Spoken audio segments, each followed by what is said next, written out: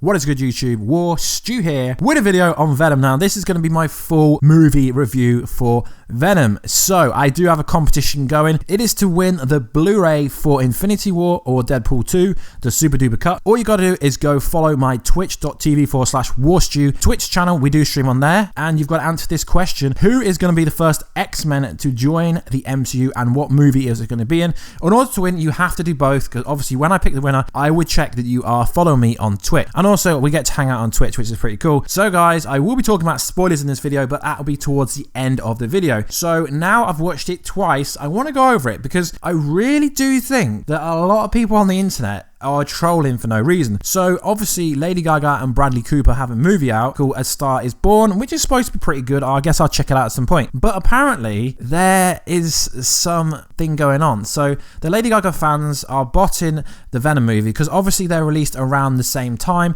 So obviously they want the Lady Gaga movie to be better. Honestly, any movie with Lady Gaga and Bradley Cooper in are gonna do great because they're mega stars. And any movie with Venom in, being Eddie Brock, being Tom Hardy, is also going to do well. So I can't see why there is such a divide on the internet. I purposely waited over a day to be out internationally to do this review because for me it's foreign. I'm reading all these reviews from supposed experts, supposed critics who do this for a living, and I'm thinking, did we watch the same movie? Now, in a nutshell, did I like the movie? Yes. Is it the best movie ever? No. Is it as bad as Fantastic Four and Ghost Rider? No, nowhere near. But would I pay for it? Yes. In fact, I paid for it twice. I didn't go to an early screening. I paid for it with my own money. So yes, go and watch it. There is nothing wrong with this movie. It's not perfect, but what movie is perfect? But it isn't poor. I mean, some of the critics were saying the problem was the storyline, and some were saying I can't understand how Oscar-nominated actors did so bad. I was like, what are you on about? Seriously, guys, if you watched the movie, comment down below and smash that like. Did you like the movie? So let's go over it. So essentially, it's a movie about an investigator, a reporter called Eddie Brock, who eventually becomes Venom, but you know that from the trailers. But one of the interesting things about this, it's not really a spoiler, is he used to live in New York, and who's in New York? Spider-Man.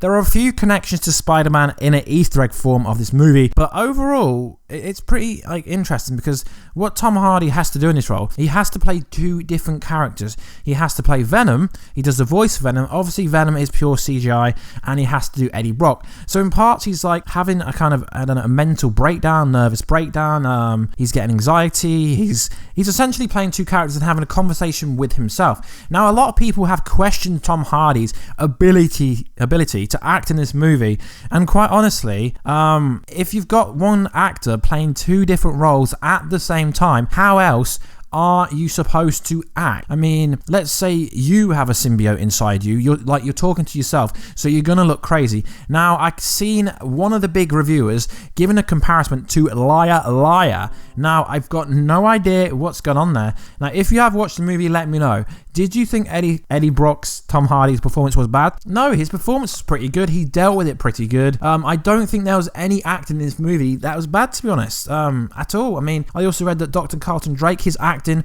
he ruined the movie. No, he essentially played an evil version of Iron Man, Tony Stark, being an evil billionaire who just wants to try and save the world because the world is in an apocalyptic world. So in that sense, they made it sound like it was post-Avengers 4, but no, that isn't the case. So he essentially just wants to make the world a better place. He's just going about it a complete wrong way. So essentially, they go into space to get the symbiotes, and it comes back down and it crashes. And this is how all the symbiotes get out. And it's very basic. It's a basic movie. Essentially, it's just one of the symbiotes, being Riot, is wanting to kind of destroy the place, and Venom kind of has a heart and he's wanting to save Earth and live there with Eddie Brock. Essentially, that is the movie in a nutshell. Now, we do get Eddie Brock's girlfriend called Annie, who there is kind of, she does it well. I mean, she's just essentially playing a girlfriend role at the start, and then it changes to a different role without giving too much away. But overall, they're like the main three characters throughout the movie. But is there any acting ability problems? No. I mean, could you question Tom Hardy's ability to act? No. Could the movie have been better if it was R-rated? Now, I've been asked this a lot of times. Now, did it need to be R-rated? In my opinion, no. Could have it been a bit darker? Yes. But did it really need to be really dark and gritty? Now, guys, I've got a question for you.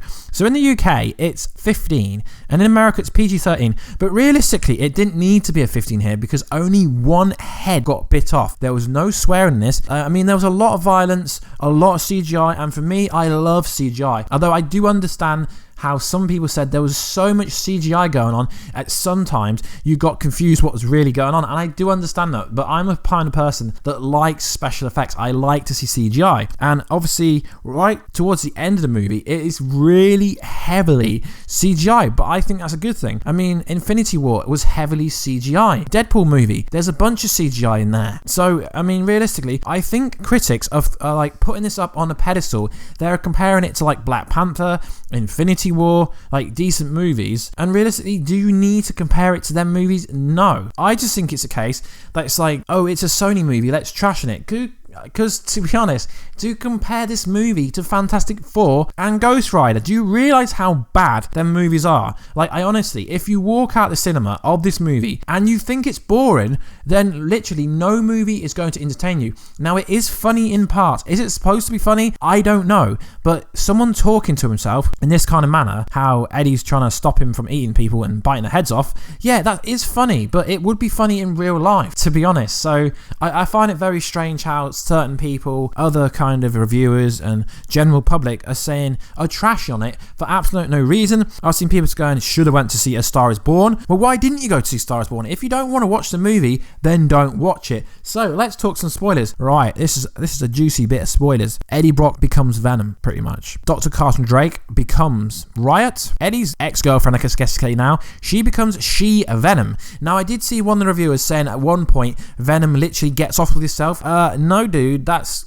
actually very incorrect. What happens is the Venom symbiote takes over Eddie's ex-girlfriend, and then she becomes She-Venom and gets off with Eddie. So it's not really like Venom was getting off with himself. Was it funny? Yeah, sure. It was interesting. It was really cool to see a different character playing Venom. And there are talks that if they do make a second movie, that She-Venom could be involved in a Sony property. And let's talk post-credit scenes. So as you know, Carnage was rumored, and yes, Carnage is in the movie, but we don't actually see Carnage. It's just like, I will wreak havoc. I will wreak carnage on everyone. So yes, that's a cheeky wink to the Carnage movie, but did Carnage need to be in it? No. Would it been better if Carnage was in it? No, because the story was essentially Venom versus Riot, and it was really good. I mean, it's not the best. If I had to put a number on it, I would number it between 6 and 7. Now, could it have been better if Spider-Man was in it? I don't know, because the way they're setting this universe up, it's the Venomverse. The fact that Eddie Brock comes from New York originally and moved to San Francisco